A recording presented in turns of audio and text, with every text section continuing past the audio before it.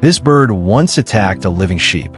High in the snowy peaks of New Zealand lives a parrot like no other.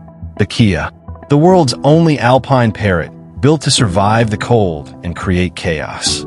It solves puzzles, works in teams, even laughs to calm its friends. But behind that genius lies a thief.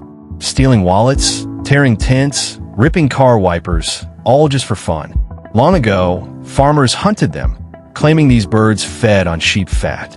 Now, the mischievous mind of the mountains faces extinction, still laughing in the silent snow.